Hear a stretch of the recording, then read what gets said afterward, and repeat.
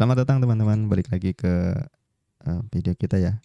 Ini kita bahas sesuatu yang mungkin sedikit nge-trigger nih ya. Tapi kayak memang tujuannya untuk video ini dibikin untuk nge-trigger orang ya. Jadi kita benturin tuh orang antara kebutuhan tentang Bitcoin dengan real estate gitu kan. Bukan dibentur, kan.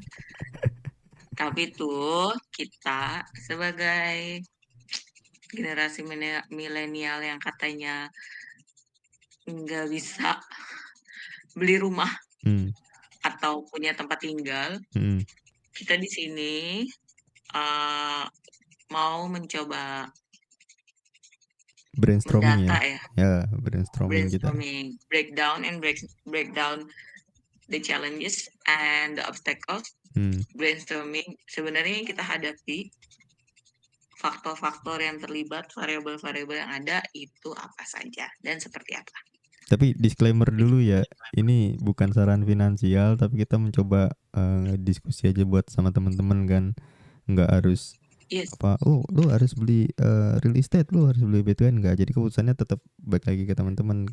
Tapi kita coba nih nge-breakdown cara berpikirnya atau cara cara kok cari konklusinya kan. Gitu. ya konklusi sih sebenarnya kembali ke masing-masing individu. Mm-mm. Ya, ya, Kita mulai oke. mulai aja coba dari yang indikator apa itu yang nomor satu ya.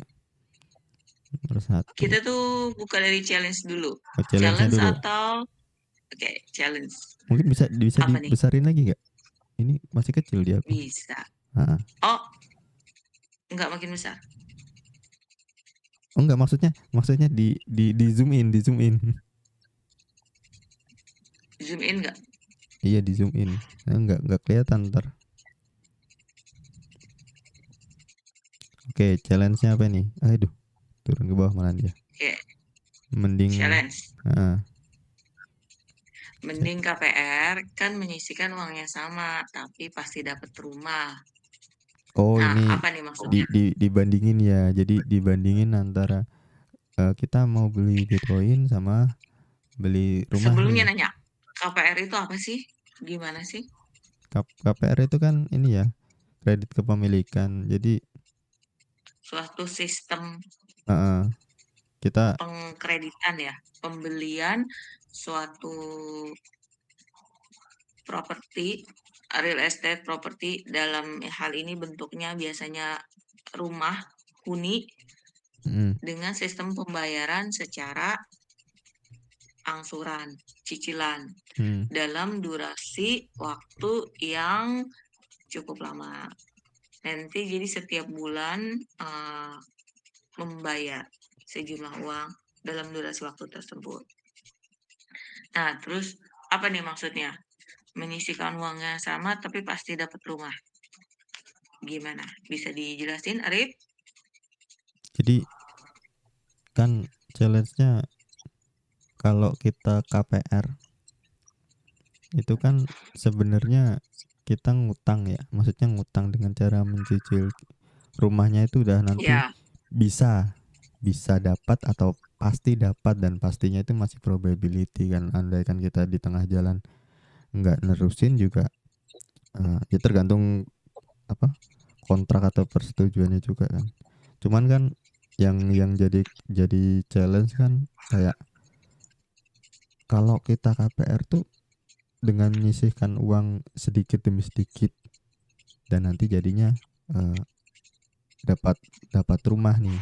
Nah, terus kita geser ke kanan, itu kita punya argumentasi bahwasanya yang tadi udah aku bilang kan belum tentu lunas nih. Kalau belum tentu lunas itu kan nge-challenge pasti dapat rumah itu tadi. Belum tentu dapat rumah jadinya. Belum tentu lunas. Satu. Yang kedua, ini amit-amit ya. Kalau misalnya di tengah jalan eh, yang punya kredit KPR itu meninggal dan termnya itu adalah eh, ke apa mencicil atau membayar hutang tadi dilanjutkan oleh kewajiban pelunasannya ya ke diwariskan generasi selanjutnya, ke ke anak, ahli warisnya. entah itu istri, anak, atau kan anggota keluarga lah yang lain. Nah ini kan sebenarnya memberatkan mereka dalam dalam artian belum tentu mereka itu mau atau berkeinginan yang sama untuk meninggali hunian yang dipilih. Itu kan challenge tuh di Hmm. situ juga. Terus eh Terus ada juga nih yang bilang, hmm, oh sistem KPR-nya itu jika si pemilik kredit KPR tersebut meninggal, maka ada perjanjian akan otomatis dianggap lunas mm-mm, dan maka ahli warisnya bisa menempati hunian tersebut tanpa perlu membayar biaya apa-apa lagi karena sudah mm-mm, ada poin yang sudah menjadi lunas dan bisa dimiliki. mm-mm, Kalau kayak gitu berarti bukan mewariskan hutang dong. mewariskan rumah. Iya, mewariskan Iya, rumah. cuman nanti jadi apa ya, masalahnya adalah ketika itu satu rumah KPR atau dia ahli warisnya itu nggak cuma satu, itu kan berarti juga sama juga harus dipecah juga, Tidak fleksibel ya, tidak fleksibel, karena nggak liquid.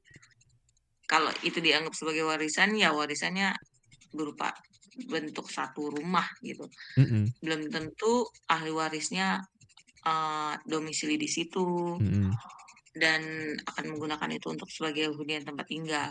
mm-mm, Jika tidak digunakan untuk hunian mungkin dan jika ada beberapa ahli waris, maka perlu dipecah. mm-mm.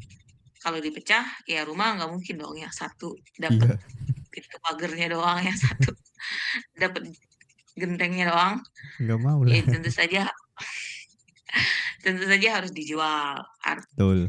Mewaris kalau harus dijual dan kemudian dibagi sesuai kesepakatan atau perjanjian atau surat warisan, Mm-mm, tentunya itu hal suatu PR lagi ya. mm-mm. Karena rumah bukan bentuk aset yang Liquid. mudah, bukan Nah, bukan aset yang liquid. terus apa bedanya kan, itu kan Oke. di poin ketiga itu apa bedanya sama eh, disimpan aja dalam bentuk aset yang lebih lebih liquid gitu kan. Oh, Terus itu juga untuk memudahkan eh, eh, ahli waris, terus itu tadi kenapa nggak bentuk yang lain aja? seolah-olah ini loh, seolah-olah eh, belok dari tujuan awal KPR. Tujuan KPR awal untuk punya rumah, kemudian setelah punya rumah Ya, nggak jadi dihuni, nggak jadi ini, nggak jadi dipakai, diwariskan, dijual lagi agar menjadi sesuatu yang liquid, kan nggak oh, efisien gitu loh kalau tujuannya untuk diwariskan dan sebagainya. Nah, polemik iya, juga iya, sih iya. itu. Ada pergeseran esensi Mm-mm, tujuan di awal dengan realita mm-mm, praktikal di lapangan ya. mm-mm. Oke.